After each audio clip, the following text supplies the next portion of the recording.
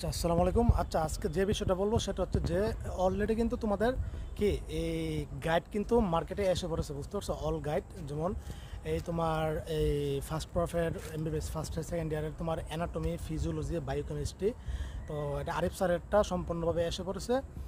আর আর হচ্ছে তোমার blue print guide guide যদি কিনতে চাও তাহলে ব্লু প্রিন্টও এসে পড়েছে। আর হচ্ছে তোমার যদি এন্ডেভার কিনতে চাও তাহলে এন্ডেভার গাইডও কিন্তু মোটামুটি এসে পড়েছে, মার্কেটে কিনে নাও, বুঝতে পারছো? আর গাইড গাইড পড়া ছাড়া কিন্তু জীবনও পাস করতে পারবে না। এই পড়ে যাবি। তো এই গাইড কিন্তু তোমার পড়তে হবে, বুঝতে পারছো? গাইড পড়া ছাড়া জীবনও পাস করতে পারবে না, যত এটাই করো না কেন।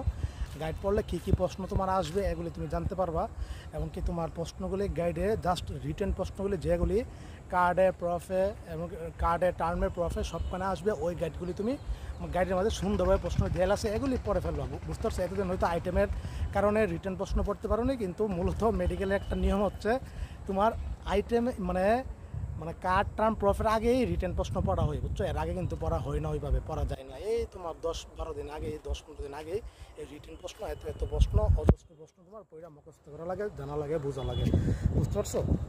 তো অনেকের কাট প্রশ্ন হয়ে গেছে দেখলাম, আর আমি যে সাজেশন দিচ্ছি আলহামদুলিল্লাহ সেখান থেকে মোটামুটি কমন, কিন্তু মোটামুটি সবই দেখলাম, বুঝতে পারছো? আর কিছু কিছু মেডিকেল কলেজে দেখলাম কাট প্রশ্ন ভালোই কঠিন করছে, বুঝছো? যেগুলি আসলে আচ্ছা, আমি সাজেশনে যে প্রশ্ন দিয়ে রাখছি এগুলি দেখবে যে মেন যেগুলি না দেওয়া পারবে না, এই প্রশ্নগুলি কিন্তু টার্মের জন্য রাইখা দিচ্ছে, বুঝতে পারছো? এটা একটু মাথায় খেয়াল রাখতে হবে।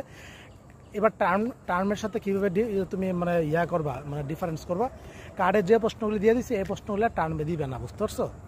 আর এই যে ফার্স্ট কার্ডে যে টপিকগুলি পড়ছো এগুলি কিন্তু ফার্স্ট টার্মে কিন্তু এই টপিকগুলি পড়তে হবে, এই টপিকগুলি থেকে কিন্তু তোমার আসবে, বুঝতে পারছো?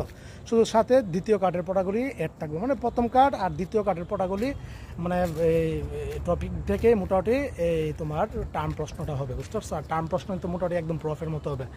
রিটার্ন হয়তো 100 মার্কে, আর ভাইভা হয়েছে তোমার 100 মার্কে।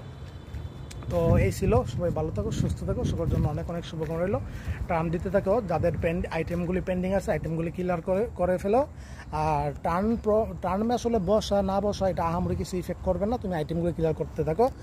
মানে পরে সেকেন্ড টার্ম তো আছে, এগুলি সাপ্লি নেবে, সাপ্লি দিবা। আর আইটেমটা হচ্ছে মোস্ট গুরুত্বপূর্ণ, বুঝতে পারছো? আইটেম ক্লিয়ার না করলে কোনো কিছু মাফ পাবা না। তো সবার জন্য শুভকামনা রইল, সবাই ভালো থাকো, সুস্থ থাকো। আসসালামু আলাইকুম রহমতুল্লাহি ওয়া বারাকাতুহু।